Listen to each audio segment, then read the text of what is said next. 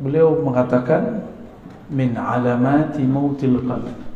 Tulisannya jelas ya, min alamati mautil qalb. Dan ini dia yang saya kasih bintang. Min, di antara alamat, tanda-tanda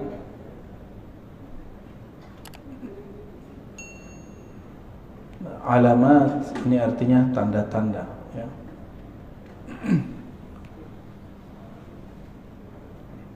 Jadi udah jadi bahasa Indonesia. Kalau dalam bahasa Indonesia alamat tempat, alamat ini nih. Nah, jadi ada dua makna dalam bahasa kita. Alamat dari kata alam. Alam artinya tanda ya. Di antara tanda-tanda mautil qalb, matinya kalbu. Jadi kalau kita ditanya kapankah kita mengetahui kalbu ini mati, kalbu sudah mulai ada indikasi dia bakal mati. Jawaban beliau ada dua. Yang pertama, adamul huzni, tidak ada huzn. Masih ingat nama kitab La Tahzan? Ini huzn, kata bendanya huzn. Tidak ada rasa sedih ala ma fataka minal muwafaqat, terhadap taat yang engkau luput mengerjakannya. Ala ma fataka, terhadap yang telah luput darimu minal muwafaqat, daripada ketaatan ya. Muwafaqat artinya ketaatan. Kita enggak tahajud atau enggak sempat witir, tapi enggak ada perasaan sedih, bukan putus asa, sedih, berarti kolbunya ada indikasi mati.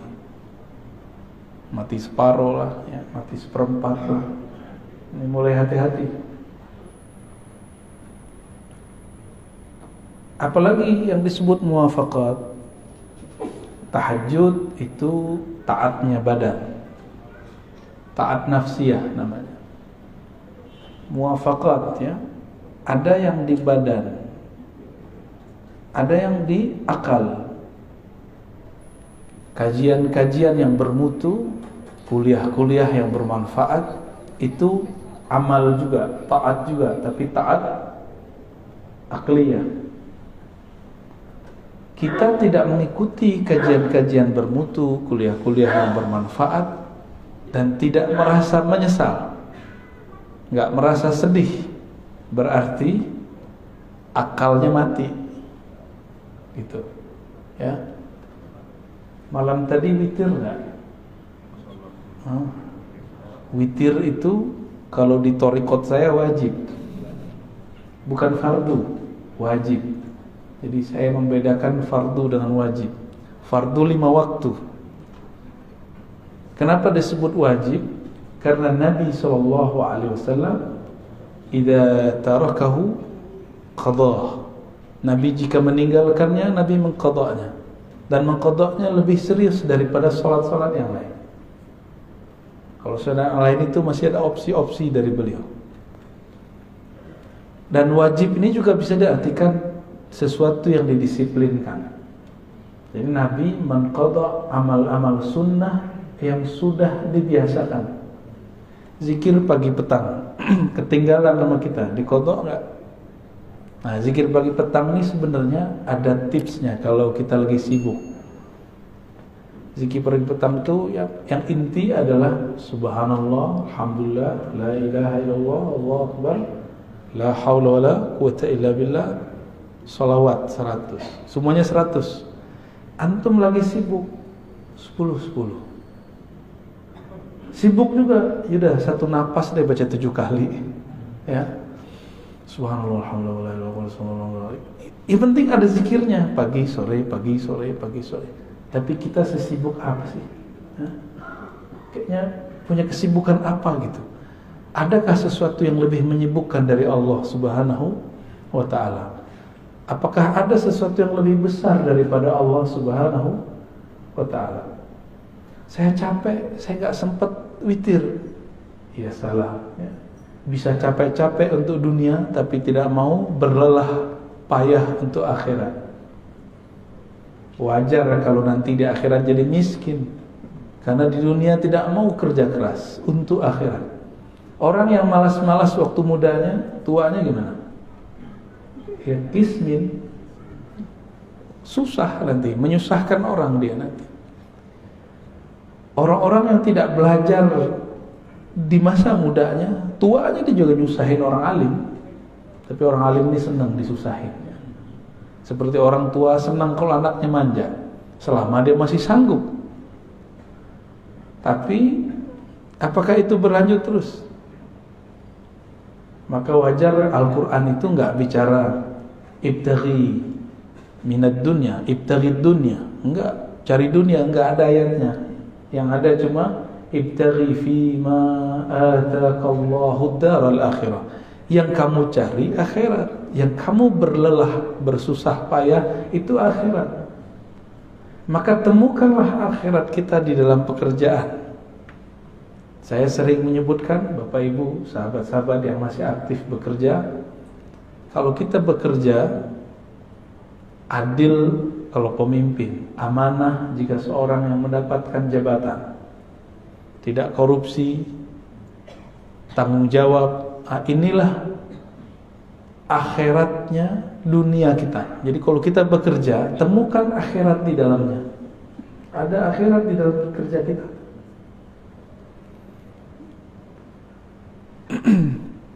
Wala tansa nasibaka minad dunya, itu bisa diartikan jatahmu di dunia, jangan kamu lupa. Nasib, nasib bahasa Arab artinya jatah. Al-Quran cuma mengatakan jangan lupa, bukan berarti 50-50. Ini banyak juga ustadz ini nggak ngerti bahasa Arab, coba-coba nafsir. Ini dalil 50% akhirat, 50% dunia. Itu mentafsir dengan hawa nafsu. Dalam Al-Quran, siapa yang mentafsir birra'yihi falyatabawwa maq'adahu minan nar, yang mentafsir sesuai dengan ra'yunya, hawa nafsunya, maka siap-siap tempat duduknya dari neraka, ya, dari api. Hawa nafsu itu bisa hawa nafsu diri, hawa nafsu kelompok. Ini hati-hati nih. Ini hari tanggal berapa? Ini banyak juga orang lagi rame nih. Saya sudah jelaskan di banyak kesempatan dan saya nggak mau ngulang di sini ya. Dan nanti jangan ditanya nih Pak Mir.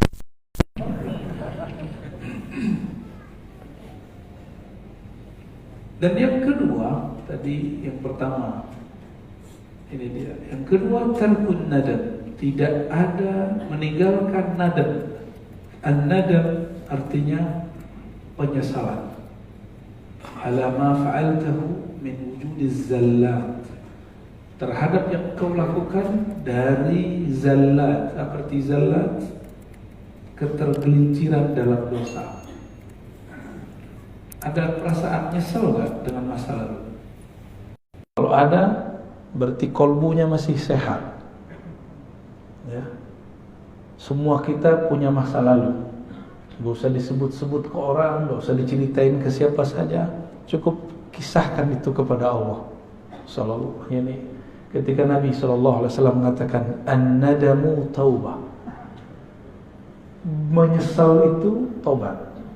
Jadi ruh dari tobat itu ada penyesalan. Ini bedanya dengan istighfar.